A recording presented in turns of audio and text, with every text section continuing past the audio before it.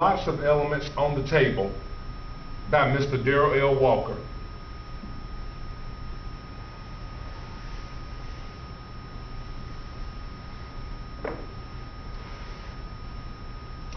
This illustration here on the right is known as an element key, which is sharing information about the element hydrogen. It contains basic information about the element hydrogen, starting with the atomic number. Looking here at the element key, I can see that the atomic number for hydrogen is number 1. The atomic number refers to the number of protons in the nucleus. So in this case, the number of protons for hydrogen would be a 1. The element symbol. Each element has a 1-letter or 2-letter abbreviation. For an example, for carbon it would be C. Here for hydrogen it is a H. The C for carbon is capital. The H for hydrogen is a capital letter as well. Gold is a big A, little u. Sometimes some elements' names come from Latin words. In this case, the Latin word for gold would be arm. So the first 2 letters of arm are used for gold symbol, big A, little u. The atomic mass is the average total mass of the proton, neutron, and electron of an atom of a specific element. Here in this case for hydrogen, it would be a 1.008.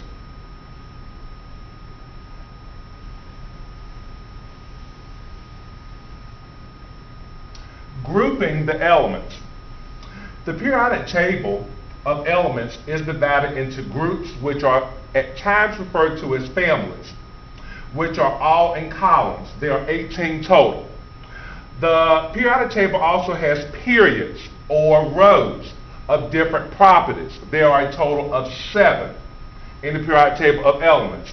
Here for this illustration, starting with the groups or the families, group 1 starts over here on the left, ending with group number 18, which will be on the very right. The periods start at the very top and go from left to right, period 1 all the way down to period number 7. Each group and period has a number.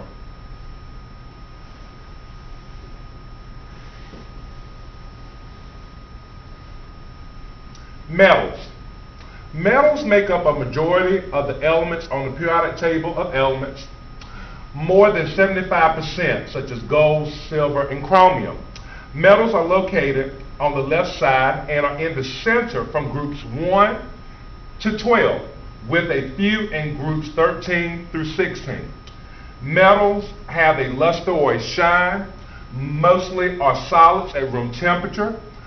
They are malleable, meaning that they can be rolled into sheets. They are also ductile, which means they can be pulled into wires, and they are excellent or good conductors of heat and electricity.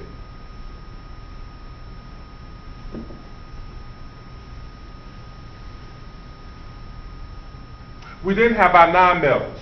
Our nonmetals are mostly on the right side in groups 14 through 18. They rarely have a luster. They are usually gases at room temperature. Elements that are nonmetals could be chlorine, oxygen, and fluorine.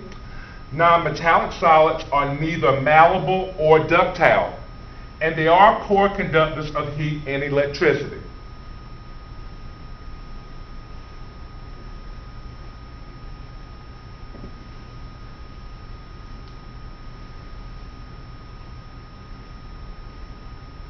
Lastly, we have our metalloids.